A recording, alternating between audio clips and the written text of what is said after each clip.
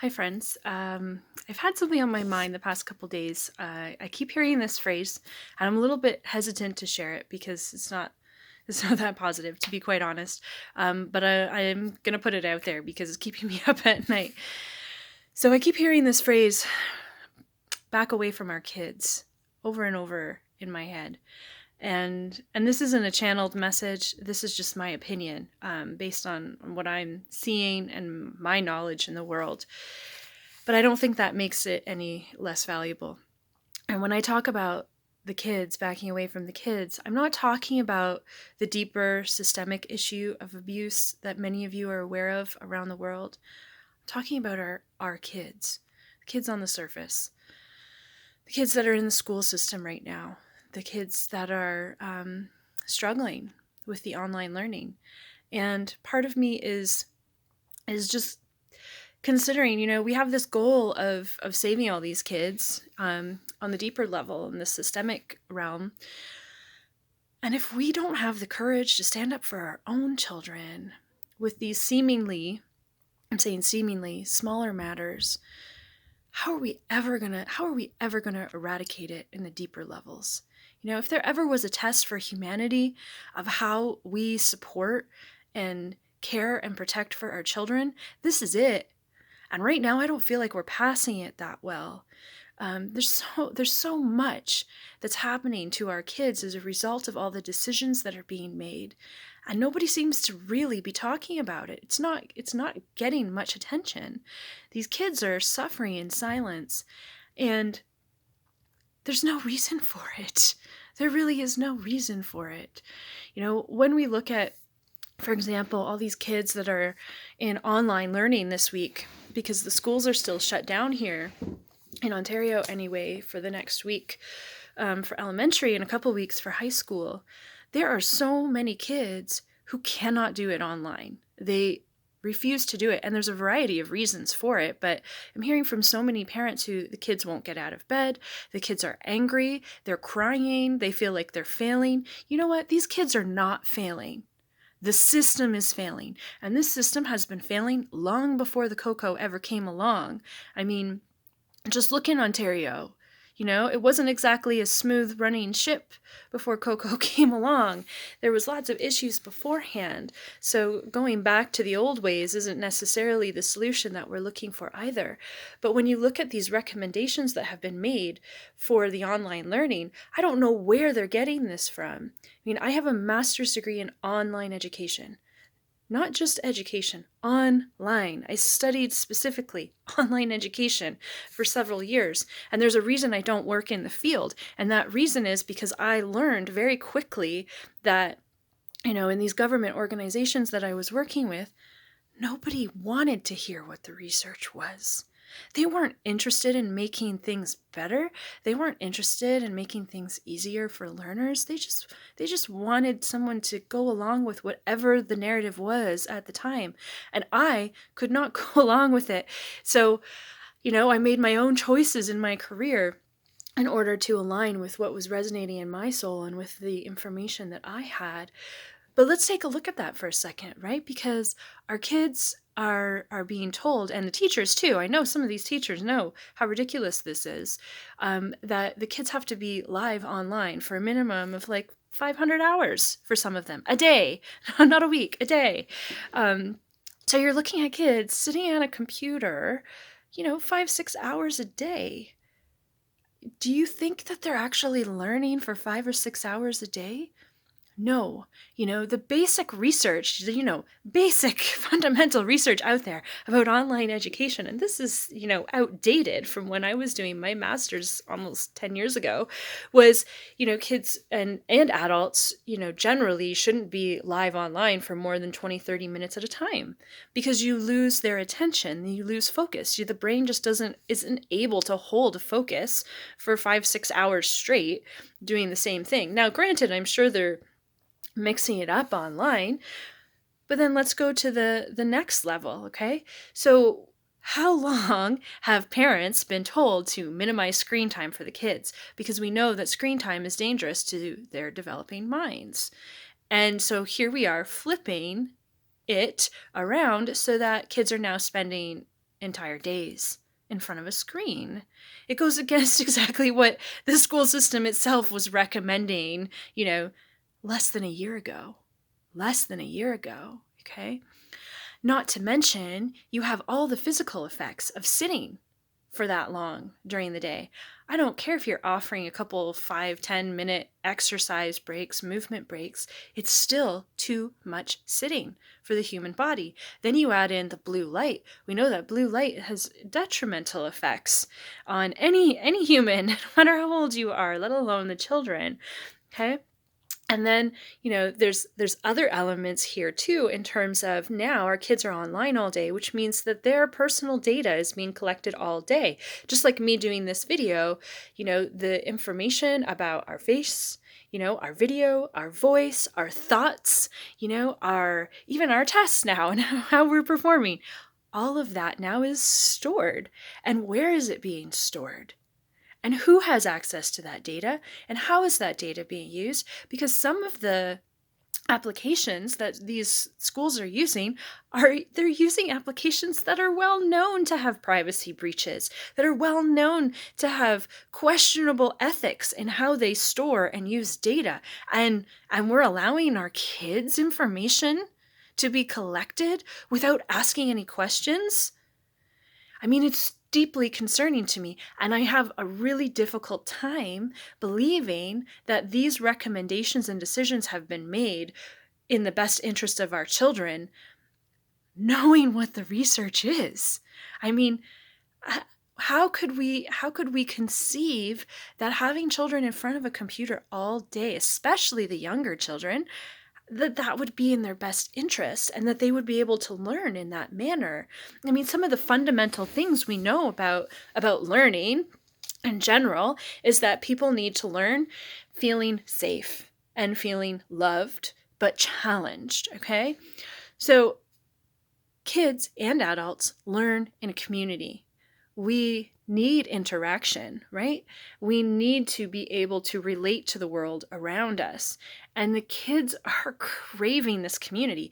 We have gone from having communities where kids could go and play, they could go to the library, they could go to school, they could interact with all these different people, to now isolating them from their own friends, their own family members. We're taking away all of their community learning, all of it. And they know it. That's why they're resisting it. I mean, these kids are smart. They're very smart kids. We also know that kids learn by exploring, by playing, by experimenting, by making mistakes. And they're not getting that same level of play and exploration when they're in an online virtual environment, and these kids, they, how do I want to say this? There's just so much. There's so much. And I know that I'll get cut off on these videos, but, just the very fundamentals of how kids learn. One of the first things that I began researching when I was working on starting my PhD is that there's a couple of different purposes behind education. So if you zoom out and you really look at the big picture, the question becomes, what is the purpose of school? What is the purpose of it?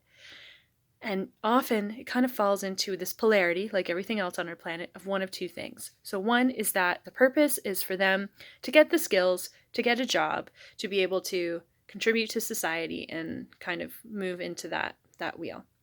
The other purpose is to allow the child to explore their natural interests, to step into their purpose in life, their divine purpose, okay, not their commercial purpose.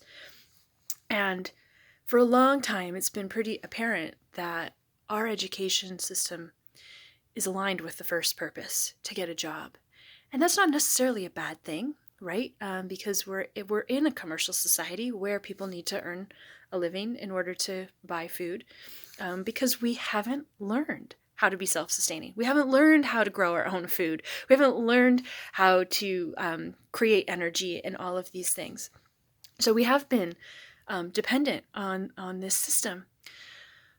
But if we step back, because a lot of parents that I speak with know that this isn't working for their kids, but they also feel that they can't pull them out, because if I pull my child out of this system, how will they get a job? And then how will they survive? And I have a job, so how will I survive if I need to be home with them? So there's all these questions, right, of being, I'm going to say stuck, because that's the word that I'm given, but I don't think that we're actually stuck in this system. But if we really look at that, this idea that they need to get the job, to get to university, to get to the job, ask yourself this: how many of us that have gone through the system, that have gotten jobs, are happy? How many of us wish we would have chosen something else? How many of us went into a career because we were told that that's the career you're going to go into, or that's the career you need to make the most amount of money, and then find ourselves, 5-10 years into this career hating it? How many of us love getting up and working 40, 50, 60 hours a week to barely pay, your rent or your mortgage, only to get up and do it again all tomorrow? How many of us are even in careers that we studied in school? So many people end up switching, right? I mean, now it's like you switch careers on average 7 times in a lifetime. I mean, we have all gone through the system. Did it work for us? And maybe for some of us it did, and that's great. But I think for a lot of us it hasn't worked. And if we really zoom out and look at that bigger picture, the question has to be, why would we put our kids in a system that doesn't work? Why would we start them down a path to end up in, a post-secondary education and ultimately a job that they are very likely not going to like? Why would we put them down a path towards a lifestyle that's going to continue this pattern of enslavement? Why? So my question always is, do they need to get that university degree? Do they need to get that job? What if instead we allowed these kids to explore the stuff that they're really excited about? So if you have a child that's really into the dinosaurs, imagine at the age of 8, 9, 10 years old, we let them go deeper into that exploration. We connect them with archaeologists. We connect them with other people who are experts in that field. We allow them to meet up with other kids that are interested in that. And they start to develop this deep expertise and passion in that field that they really want to learn about. They would be masters way earlier. They wouldn't be 35 when they finally make it in their career. They might be 18. They might be 18. Imagine a kid who is interested in the human body and medicine or natural medicine, and we allow them to dive deeper into that at the age of 8, 9, and 10, and we connect them with mentors and guides, and we allow them to develop that niche expertise. Why do all the kids need to know the same thing about math and the same thing about literature and the same thing about science? Is that even advancing our society? Is that making anybody happier? Imagine what we could develop as a human community if everyone was passionate about what they were learning, if everyone was connected with the other people that were also passionate about those topics, and we were guiding and mentoring each other. There is a better way. There is a better way to our system. And we, as the parents, we need to start to unravel all of the programs we have around stepping out of it. We, as the parents, need to find the courage to stand up for our children, to support them in doing the things that are best for them and best for our world. Because the one channeled, here we go, message that I do get all the time is the most important role right now.